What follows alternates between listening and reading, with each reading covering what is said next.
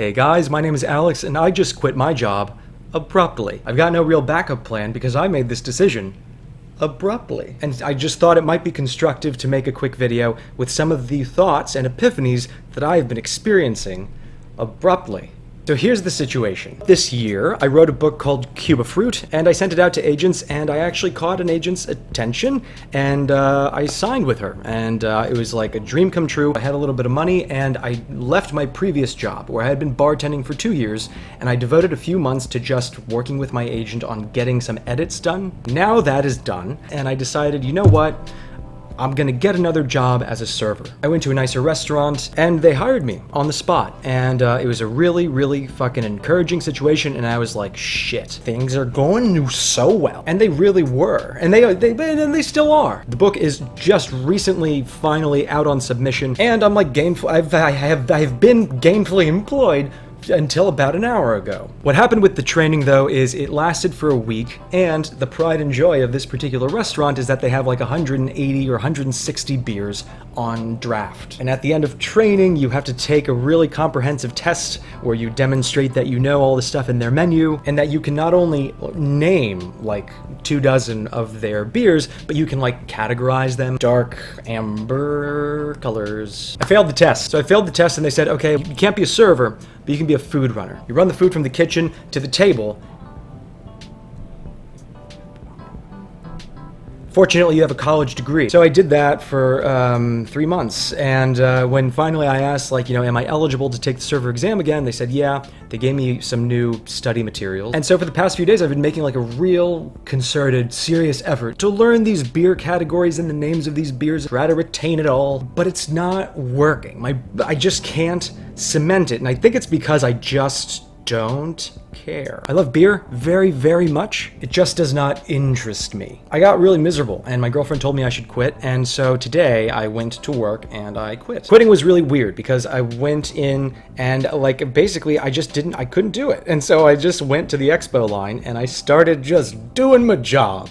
But finally I was like, whoa, I really fucking don't want to be here, because I started making all these mistakes. Having made the decision in my mind to quit, I just started dissociating and like making mistakes. Anyways, finally I'm like assembling someone's Mexican meal, and I looked in this little tin where we keep all the diced avocado, and I'm sifting through it with the spoon, and I pick up this red rubber band. It is the rubber band that is used somewhere in the prep process in the kitchen. Someone had accidentally left it in the serving container. So I took up the rubber band and I marched into my manager's office and I said, hey, you know something?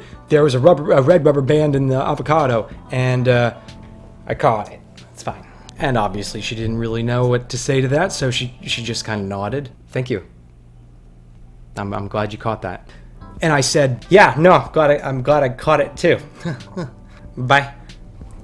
Also, I quit. Oh no. That was actually the literal reaction. Oh no. Which in retrospect makes me realize, like, I am one tiny cog in a very vast machine that she is like sort of having to surveil. So this is really not a huge inconvenience for her. It is a seismic issue for me, clearly. Like having to walk away from something. I had this visceral sense of obligation, like I had to stay there, do my whole shift, and like I started beating myself up when I was making mistakes. But anyway, she said, oh, you're leaving. Why are you leaving? And I said to her, nothing much, just, you know, I hate it here. I don't actually hate it there. It's actually it's probably the best restaurant experience I've ever had. What I hated was the fact that I kind of had to be there. What I kind of hated is the sense of like, oh, I am a very serious writer and reader, and that's what I want to do with my life, and I feel like I'm very capable in those arenas. But where else am I going to go? What other job am I going to get? If you've ever tried to get a job that services those abilities, you know how few and far between they are. And so that is why habitually over the past few years I've gone into restaurant work. Also, it's one of the very few lines of work where really you leave it there. It doesn't follow you home. You don't get midnight emails when you work at a restaurant saying like, oh, I hope you have that report ready because... Anyways, long story short, on a whim, a couple days ago, I happened to look for jobs in the area, Miami Beach, for podcasting or for podcasters, because by the way, I have a podcast. You can check it out. So I went to Wynwood, I went to this interview, and I was feeling this weird visceral thing where I was like, I'm not going in there with any papers. I'm not taking my resume. I'm not taking clips of my writing. I'm not taking anything. And I go into this place and I was escorted into some like super corporate seeming boardroom. I guess it had vibes of a loft. There was like stone floors and stone walls and weird art, and there was a full bar in the office. Anyways, I was speaking with a young woman who was like explaining the specs to me, like what they were looking for, what the project was, what kind of show they were looking to develop. And then like an older guy came in and he just started asking me about my experience and how did I go about getting authors and journalists and historians on my podcast? What's the software I use for editing? What are the platforms I use for sort of distribution? And it was just a conversation.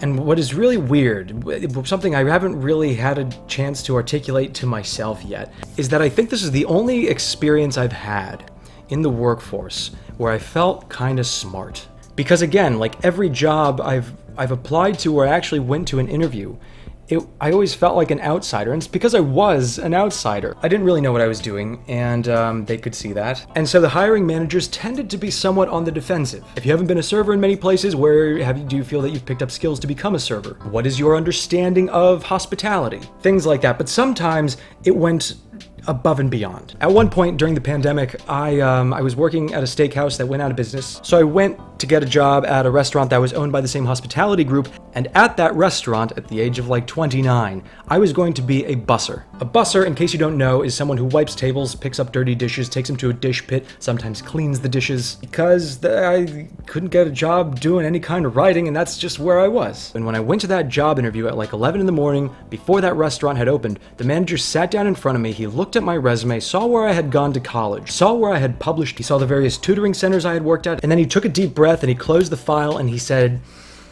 "So what makes you think though that you're like equipped to work here?" And I was not condescending. I did not say like, "Well, I do have 4 limbs and my college diploma is very absorbent." Not to harp too much on the college thing, it's just the fact that I've always pursued work at places that like, they were only work to me. I had that sensibility of let me go in here, do the work, and then go home and have this sort of lifestyle where I wake up and all I have to focus on is my writing and my reading until it's time for me to go to a restaurant and then back to my own time, reading, writing, watching movies, hanging out with friends. And so I left that interview with these burgeoning podcasters, and they are in corporate positions. Maybe I didn't even do particularly well in the interview, but it was the first time I was in a professional office space where my credentials were being evaluated, my performance was being evaluated, people were measuring whether or not they felt comfortable and trusting me with a lot of responsibility, and I found myself conversant in what I was talking about. They spoke to me as if I was bringing something to the table,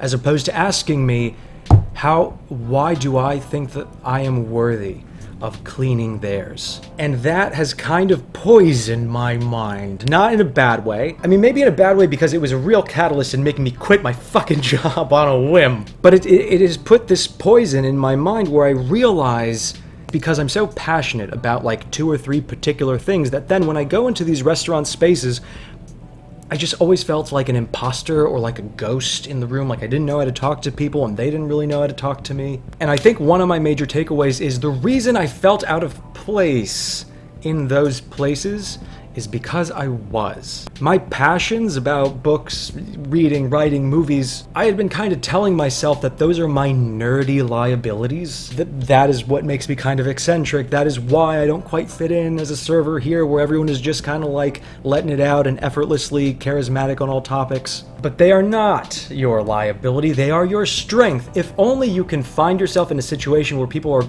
going to take you seriously on the basis of those passions. And the other thing I'm taking away from this experience, and maybe this is totally fanciful and like life is actually going to forbid me from doing this, but I'm feeling with serious conviction right now, I'm done with resumes. If I was ever applying to a law firm or a hospital and they wanted to see my resume, that would make a lot of sense. But in my experience, and I can't say this with 100% certainty, but it seems like the resume is just searching for a reason to discount you. Every restaurant where I have actually gotten a job, every single time I applied online as they told me to do on the phone, nobody answered, and so I went into the restaurant to ask about the status of my resume. All 4 times they hired me on the spot, and most of those times they indicated that they had not even fucking looked at my resume. And I had the same experience in this interview for a podcasting gig, which was you know what? I don't have a resume for this. I have a podcast. It started as a hobby, and then it started getting more and more sophisticated. It started getting a little more creative. I started tapering it to who I am, what my interests are. It started attracting guests,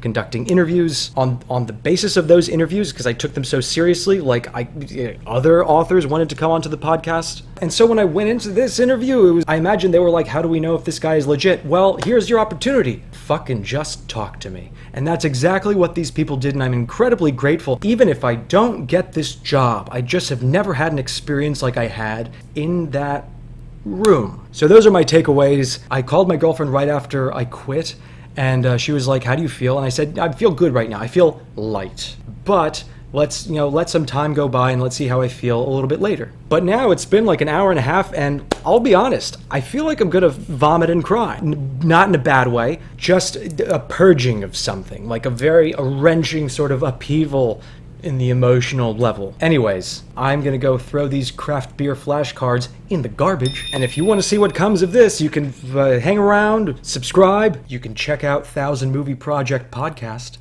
Yeah, you can. See you later. Go quit your job.